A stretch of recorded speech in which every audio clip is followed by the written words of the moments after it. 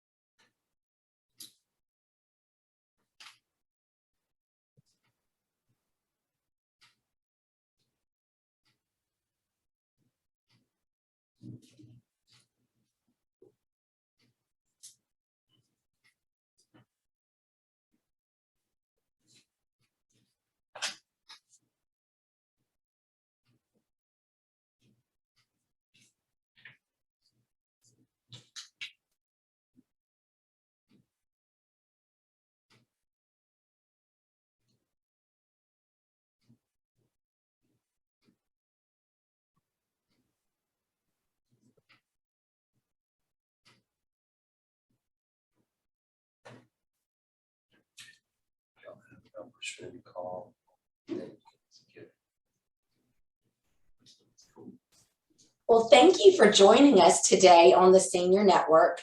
Today's episode is being recorded and it will be available later this afternoon on both seniorresourcesinc.org and on our social media channels if you would like to watch it back. And before we begin our interview with Attorney General Wilson, I would like to take a minute just to introduce you to Senior Resources.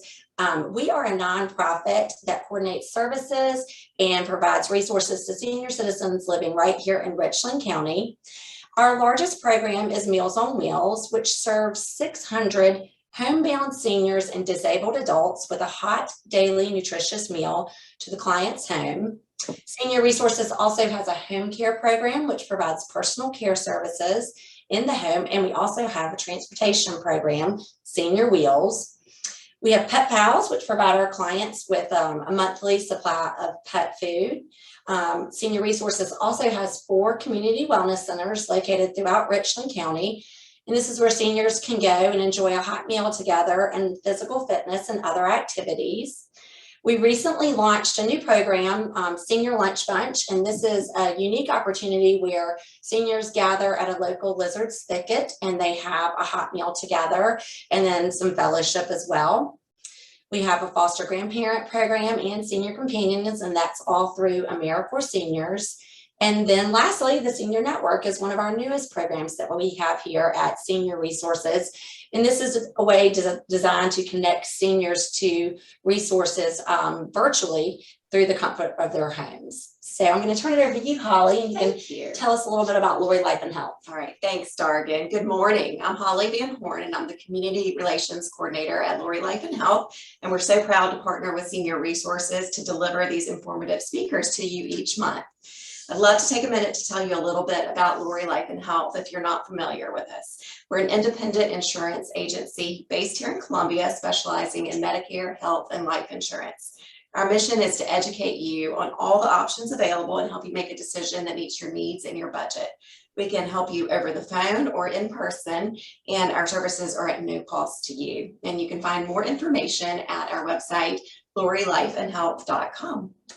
And now it's my pleasure to turn it over to our President and CEO, Joel Lurie, who's going to introduce our guest speaker today. Take it away, Joel. Well, thank you, Holly and Dargan, and you ladies do such a wonderful job. I have so many people in the community tell me how much they enjoyed this show, and you guys just make it work so magnificently. So great job, and it's a pleasure for us, as you mentioned, Holly, to partner with Senior Resources, an organization that I feel so strongly about and support the great work they do here in the Midlands of South Carolina. It's my honor and a pleasure to introduce somebody who I've known, gosh, for over 25 years, and our families go back even further than that. Our state's Attorney General, the 51st Attorney General Alan Wilson. Attorney General Wilson has been elected and re-elected all the way going back from 2010. So he was elected in 2010, reelected in 2014, reelected in 2018. And I would suspect he'll be reelected in 2022 again. As our state's attorney general, a lot of people don't realize, but he kind of wears three hats. He's our chief prosecutor, he's our chief securities officer, and he's our chief legal counsel. So needless to say, he is certainly a big chief. And he's really a great guy. I've known him a long time.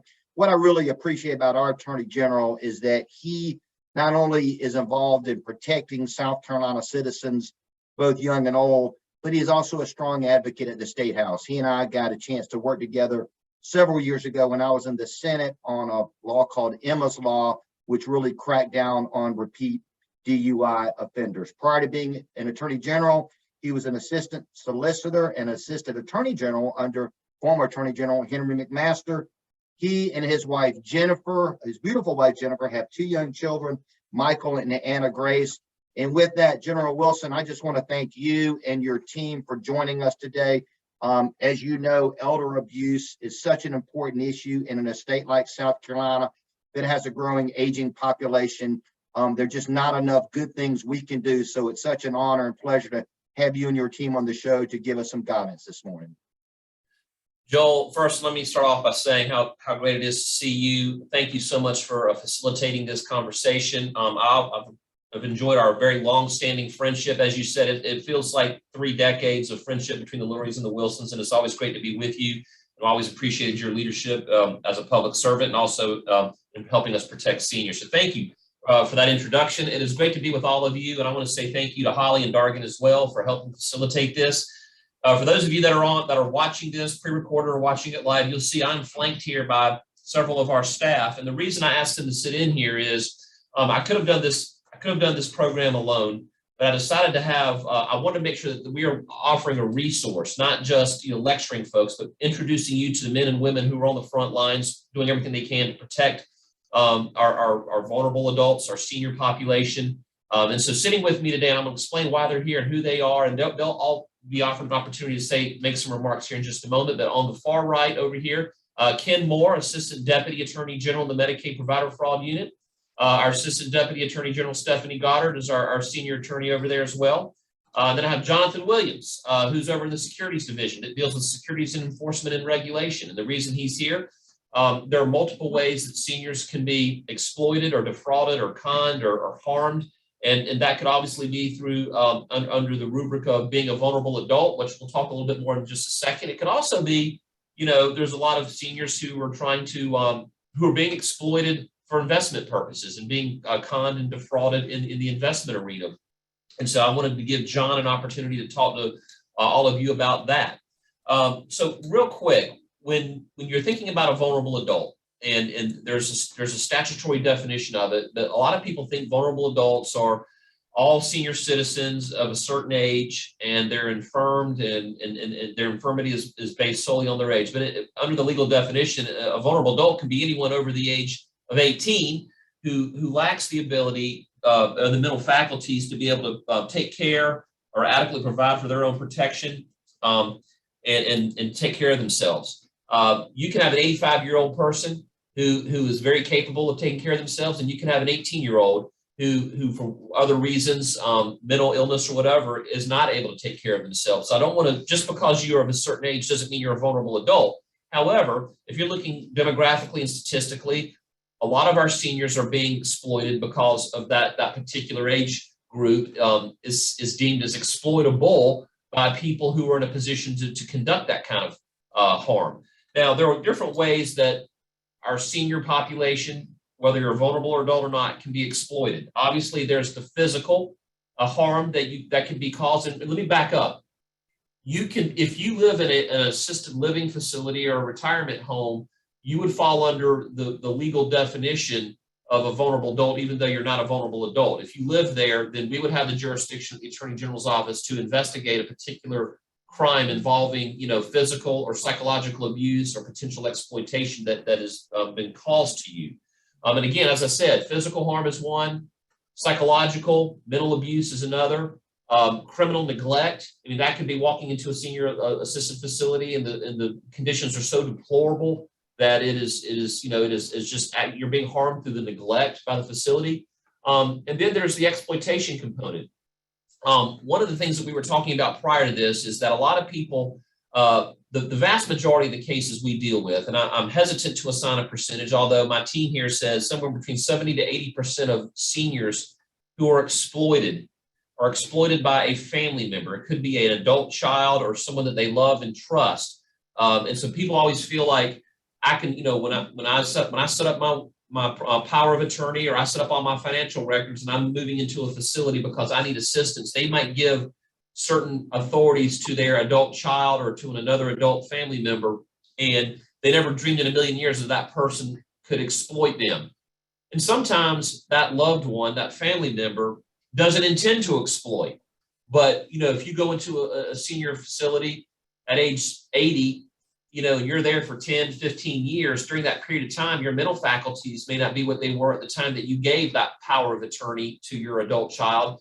And over a period of time, that adult child who views the principal money that you've given them access to, which is supposed to fund for your care and your treatment, they start to view that over a period of time as, okay, this is my inheritance, or mom said I could use this money to take care of her. And maybe within that document, that power of attorney, there's a gifting clause. And I would encourage all of you who go to an estate planner and do a power of attorney to your children to control your financial assets, to be very careful and have go in eyes wide open when you're giving a gifting clause to your adult child or your adult caregiver, your family member, because over a period of time, it would be very difficult to prosecute that case if that adult child starts off dipping into that fund. At first it might be very innocent. It might be they don't have enough money to cover the light bill, so they dip into your account to pay the light bill. But over a period of time, especially if the economy is going south, inflation is high, you can't afford gas, they start dipping into it more and more and more frequently, and they justify it in their mind because they were given access by their parent, and they were given permission, and they also believe it's their money when their parent passes away, and so they start to justify it. But at the end of the day, it's still exploiting. And so we tell people, be very careful about when you're setting up those probate documents, and when you give that type of access, go in eyes wide open. And again, the vast majority of exploitation of senior citizens and vulnerable adults involves someone that they know and or loved and trust. Otherwise, they wouldn't be in that position. So those are just some general thoughts. Now, what I would like to do is we'll start on the far right with Ken, and then we'll go over this way to Jonathan and let you just talk a little bit about your experiences, give some anecdotes of some cases you've had that might be examples of what they need to be looking out for. So Ken, I'll turn it over to you. Okay, thank you, Attorney General Wilson. My name is Ken Moore. I'm one of the prosecutors here at the Attorney General's office. I do a lot of prosecuting of cases involving victims who are vulnerable adults who live in different types of facilities. We'll give you all an example of a case that it's kind of frightening, really, and you look at it in the context of what happened to this poor victim. It was a victim in an assisted living facility over in Horry County. He was 90 years old. He was legally blind. He'd recently been widowed, and he had no family here in South Carolina. He was befriended by the facility cook, of all people. So the older gentleman, the victim, gave his debit card and his passcode to this cook to go buy cigarettes and candy and different things that were not available at the facility. Well, the cook took full advantage of having that debit card to the tune of about $250,000 over a period of 14 months. By the time we found out about it, the money had all been spent. We were able to put together the bank records and whatever other evidence we had, and we prosecuted the cook. He was convicted of exploitation and he was sentenced to 10 years in jail, but the money was all gone and there was simply no way to recover it. The bank wouldn't help offset it. The bank took the position that since the victim had voluntarily given his card and passcode out to the cook, that wasn't the bank's fault. That was the gentleman's fault. So those are the things you need to be aware of and make sure you don't give your personal debit cards, credit cards, or any other type of information to folks, particularly folks that are not related to you. This was just a cook who happened to work there. And it was a sad case because it was really literally nothing we could do to recover what essentially was the life savings of this victim who was, like I say, 90 years old and had no one else in the world to help him and protect him. And Ken, what made them vulnerable was like what you just said, is that they were lonely. Someone befriended them, showed them kindness, and they kind of opened up themselves to being exploited because they didn't really know any better. Exactly. I mean, he had no one else. The victim was the ultimate example of a vulnerable adult in South Carolina. For lots of different reasons. Yes, sir. Oh, I'm sorry. Can I have a quick question for you on that? Because that's just, and Attorney General Wilson and I were talking about a somewhat similar case earlier that Sheriff Lott brought to justice, elderly veteran living in a nursing home. In those cases like that, and this gentleman was living in a nursing home, is there not any procedure, or is there anybody that can visit these patients on a regular basis just to touch base so that maybe somebody could have found out about this a little bit earlier? I mean, because that's just a nightmare. Senator, usually what I try to tell folks is if you have family in a facility, make unannounced regular visits to make sure the vulnerable adult, the victim, family member is being cared for and is not being financially exploited or otherwise taken, abused, or neglected. So family members are sort of the first line of defense, but that only helps if, one, there's family members present and willing to go to the facilities. Unfortunately, a lot of folks in nursing homes don't have family members nearby. Some don't have family members in the state.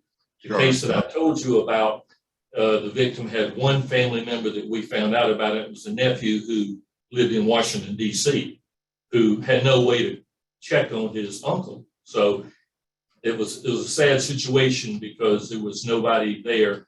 The Ombudsman's office actually initiated this investigation and referred it to the Attorney General's office, and we prosecuted the case. And real quickly, because I know we're limited time, would you explain to our audience who the Ombudsman's office is? Sure. The Long-Term Care Ombudsman's office is a part of the Governor's Office on Aging.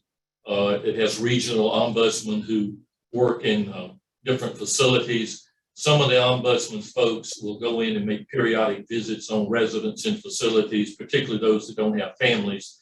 That's a separate agency from the Attorney General's office, but they're easy to find if you just Google Long-Term Care Ombudsman in South Carolina.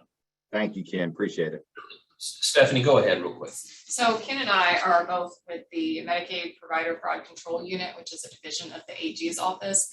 And I think in a lot of ways that name does us a disservice because we have a whole jurisdiction that covers vulnerable adult abuse, neglect, and exploitation, which the name really doesn't indicate. So first of all, I'm glad that we can let y'all know that we call ourselves the MAFUCU or Medicaid Provider Fraud, but we do, I would say probably about 40% of our cases are related to vulnerable adults. And our investigations will include abuse, neglect, and exploitation. So exploitation can be financial, like Ken just covered. We also have abuse. So I had a case a couple of years ago where there was an intellectually disabled individual living at a care facility, and one of the workers there struck this person in the face. So we ended up having prosecution against that caregiver for that assault and battery, and then also his supervisor who knew about it and covered it up. So those are the types of cases that we cover, and I won't go too long because I know we've still got Jonathan to cover, but that's generally our jurisdiction, and so we're happy to investigate and prosecute in that arena.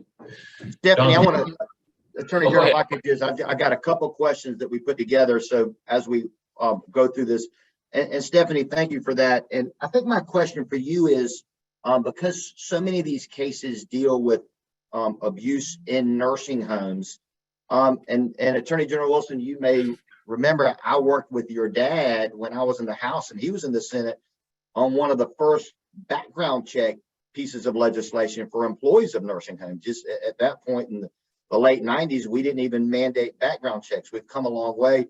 But Stephanie, are you seeing things in other states? There's been issues that are being debated, like cameras, further background checks. Are you seeing any programs that maybe we could model here in South Carolina? So the Mafuku program, we have a national association where all of us will get together periodically and just share updating developments and trends and things we're seeing. We had a colleague in Louisiana who I spoke with recently who they did have a video camera in a vulnerable adult's room, and they got really great footage of this caregiver coming in and being like, I can divert your prescription drugs or basically steal your prescription, and no one's going to believe you. And so having something like that was really pivotal to them building that case. So that is something that it is something being discussed. I don't know that we've looked into it too much here, but yeah, it's definitely the use of technology can be really helpful in that type of situation. Thank you. Senator Lurie, let me add this. The camera issue is interesting because we have a case right now in the upstate in a facility where there was a camera in a common area, and that's what you gotta have. You gotta have cameras in common areas because you have so many privacy issues as it relates to patient privacy and HIPAA and all that stuff. But this was a case where there was a camera that was actually working, and it was in a lobby area of a community residential care facility, a community care home. And we were able to get footage of a caregiver physically abusing a vulnerable adult who had intellectual disabilities. And we are now prosecuting that case, but we have video proof of that. Otherwise, we probably wouldn't have a case. Interesting. Yeah, well, thank you for the job y'all are doing there. Yes, sir. Mr. Attorney General? Yes, sir. Real quick, Jonathan Williams is going to talk about some red flags and any other quick comments, and then we'll give a numbers that people can call if they have suspicions or want us to come in and do more in-depth presentation at their facility. I'll just say, be wary of phone calls that you get where people are offering investments or opportunities in, cryptocurrency, maybe gold and silver, things that are non-traditional investments. You'll hear things like promises of high profits, easy returns, no risks. They're high pressure tactics. They're telling you got to buy now. Be wary of those. Those are things that people use and they know they work to take people's money. Jonathan, let me ask you about that if I can real quick, because the Attorney General and I had talked about this just earlier today. I think it's important for them to hear from y'all because we end up with a lot of this in our office where clients will come in and they received a phone call, someone alleging to be the government or Social Security or Medicare, and they do things they shouldn't do. And we have to help clean that mess up a lot of times. They enroll them in a Medicare plan, they log into their Social Security account. Could you or the Attorney General speak to typically what consumers should be aware that the government does and does not do on the phone? I think that would be helpful. Yeah, so we recently received a call from neighbors of a vulnerable adult who had given initially $5,000 to someone on the phone who said they were calling from the government, federal government. There was a grant program for spouses and widows of Air Force veterans. So she gave $5,000 in order to get this grant back to her. Then it became $10,000. And over the course of the year, this person ended up giving $207,000 to someone who claimed and kept saying, well, if you just give this fee, this $5,000 fee, the government's going to return this grant to you. She knew better. She kept giving because she was embarrassed and didn't know what else to do and kept thinking, well, if I give that $10,000 one more time, that money's going to come back to me. So to your question, and the money's gone, right? But if you're getting a call from someone claiming to be the IRS, federal government, Social Security, those are scams. They're not calling you. They're not asking for your bank accounts, numbers. Let me interject. The FBI, local law enforcement, they don't call you to threaten to arrest you if you don't pay off a delinquent tax notice or something. That's not how it works. If you're ever threatened over the phone by a government agency, local, state, or federal, that you're going to be that they're going to send a warrant out for your arrest if you don't do X on the phone, that is a scam. Do not bite that hook. And Alan, wouldn't you agree also, because I think it's important, Medicare does not call you over the phone to do a review. And if anyone ever asks for your Medicare number over the phone or wants to log into your Social Security account, that is a recipe for disaster. Would you agree with that? I would absolutely agree with that. And there's a simple fix. Tell them that what you're going to do is you're going to hang up with them and you're going to actually go look up the actual government number to the Medicare office or whatever agency is reaching out to you and call it directly. That's what you do. You call the actual government office and talk to someone and see if that was in fact real. That's the fix for that. And Senator, before we get over time, I want to make sure that the folks on this webinar and who are watching it get a number or a way to reach our office. If they see something suspicious, they feel like something's not quite right, want to make sure that our team can give, whether if it's involving securities or a vulnerable adult or any kind of abuse, I want to give them an opportunity to give the number and the contact information. And when you report something, the more specific detail, like just saying that something doesn't feel right isn't good. If you feel like someone's swapping out your pain medication for Tylenol, or they're making comments that, give that specific information, that will help us start our report. But Stephanie or Ken, do y'all want to give them a number? It's 1-800-NO-CHEAT is our hotline number. So that's specifically for vulnerable adults. And then we have a constituent services office who, if you're not quite sure who to talk to, they're happy to field any calls and help with that to the right person. And then we also have an email address for our unit, which I believe is scmfuku@scag. Spell that, because Mfuku is Yes, scmfcu@scag.gov. All right, let me repeat those to you. SCMF, do that one more time. CU. So it's an abbreviation of South Carolina Medicaid Fraud Control Unit. SCMFCU. SMSCU, right. At where? At SCAG, or South Carolina Attorney General.gov. Okay, and then the phone number is 800-NO-CHEAT. 1-800-NO-CHEAT. Okay, great. And I'm looking right now, we've got that there. And those are great numbers, and we're going to put that out to everybody that attended the call. Again, 800-NO-CHEAT, SCMFCU@scag.gov. We have another number. We have another number for securities fraud. Yeah, so it's not as cool. It's 803-734-9916. There's also a address securities@scag.gov. And you can go to the website, the AG's website, and there's a page for the securities, and you can submit a complaint. The email and phone number are there. And feel free to reach out anytime. And Senator, if you go to our website, you can request, if you want someone from our office, if you want me to come to a facility or to a home or to a group, an association meeting, to do a full-on PowerPoint presentation or go into much greater depth and over more time, we're willing to do that as well.